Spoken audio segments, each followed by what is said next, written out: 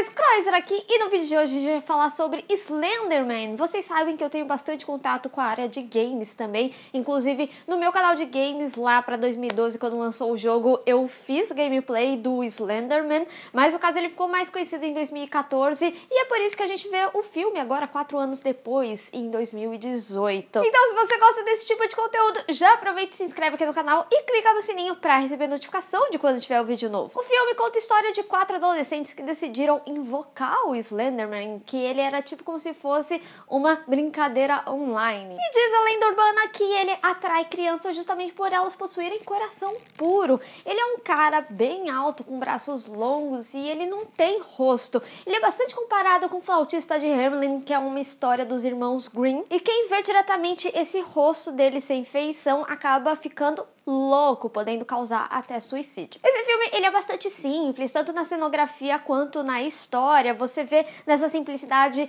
por exemplo, a câmera, que tem muitos momentos que é câmera de mão, e também tem alguns momentos que me incomodaram um pouco, são momentos muito escuros, né? A gente sabe que, lógico, filmes de terror trabalham com isso, mas às vezes tornava até um pouquinho difícil de assistir. O filme, ele tá com bastante crítica negativa, e eu acho que o principal problema dele é que ele acaba se tornando um pouquinho óbvio quando você entende como que vai ser o esquema da história, como que vai ser o esquema de sustos. Então você não chega a se assustar tanto mais, você não tem muitas surpresas. Eu acho que o filme, o terror dele, ele é mais trabalhado naquela questão de perturbação visual, em que você geralmente traz essas cenas para causar como se fosse um tipo de alucinação, né? Então a gente vê bastante isso no Slenderman. E isso já é diferente, por exemplo, do jogo, né? Que traz uma imersão maior, porque ele é em primeira pessoa. Então, se você fizesse uma comparação com o jogo, ele seria mais similar a, por exemplo, A Bruxa de Blair ou Hack. O filme, ele é bastante atual, principalmente na linguagem, né? Porque ele trabalha bastante com a viralização dessas histórias sobrenaturais que perpetuam na internet.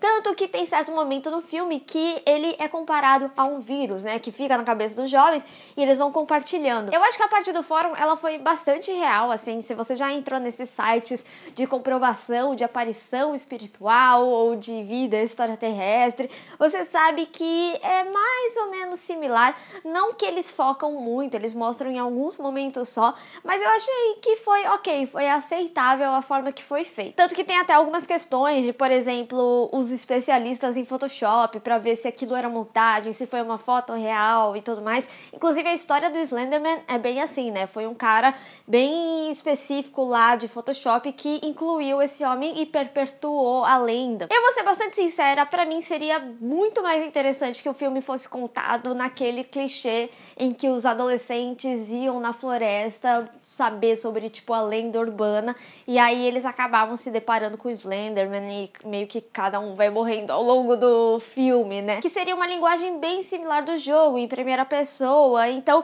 você acaba fazendo com que o terror seja mais psicológico, porque o protagonista é você, né? Poucos momentos acaba mostrando a câmera na cara da pessoa e, tipo, o ser pega, né, o protagonista e tudo mais, mas eu acho que isso traria bem mais sustos do que a forma que foi feita. Apesar de ter esses momentos de câmera de mão que tornam um pouquinho mais real a história, que nem eu tinha falado, eu não achei muito bem filmado, sabe? Justamente por essa questão que eu tinha falado de não ser muito mais surpresa do que ia acontecer. Por exemplo, quando fazia um movimento de câmera que você sabia que ia pegar no quadro do lado esquerdo ou direito que o protagonista tá aparecendo e aparecer do nada o Slenderman. Então são recursos muito manjados e é por isso que eu acho que ele perdeu um pouco do terror no filme. E falando em protagonismo, eu acho que o filme, ele trabalhou bem pouco nos protagonistas, né? Porque você não entendia muito bem a conexão daquelas personagens. Você sabia que elas eram do mesmo colégio e elas eram muito amigas. Eu acho que foi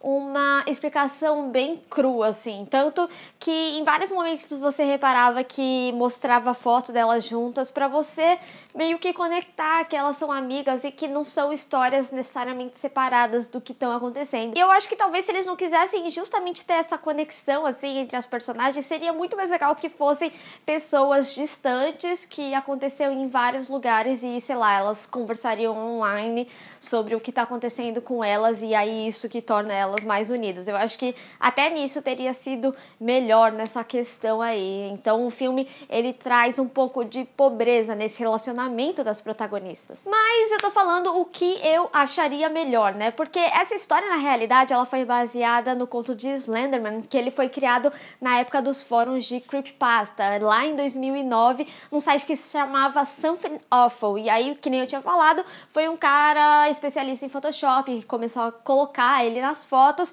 e assim perpetuou a lenda do Slenderman. Em 2012 teve um jogo que era simples, era gratuito, era para iOS e para Windows, então todo mundo podia jogar. E aí você tinha que ir numa floresta, que era onde estava o Slenderman, e tinha que achar 8 páginas sem ser pego por ele. Essas páginas, elas eram escritas por uma suposta vítima dele. Mas a verdade é que ele ficou mais conhecido mesmo em 2014, para quem não é muito do universo de games, por causa do caso da Morgan Geyser e da Anissa Weier, que são duas garotas de 12 anos que esfaquearam uma amiga que também tinha 12 anos 19 vezes e falaram que foi amando do Slenderman. E a história do filme é baseada meio que nesse caso, em cima desse caso, justamente por essa conexão de como que uma viralização acaba propagando o mal de alguma forma. Tanto que o filme, ele se envolveu em polêmica antes de ser lançado, porque o pai da Anissa tinha falado que ele só ia popularizar uma tragédia. Inclusive, você pode ver essa história com mais detalhes em uma série documental da HBO, que foi sobre esse caso. E é lógico que eu não poderia deixar de falar do Slenderman. Eu acho que ele é aceitável, mas ele perde um pouquinho o peso dele quando tem a versão digital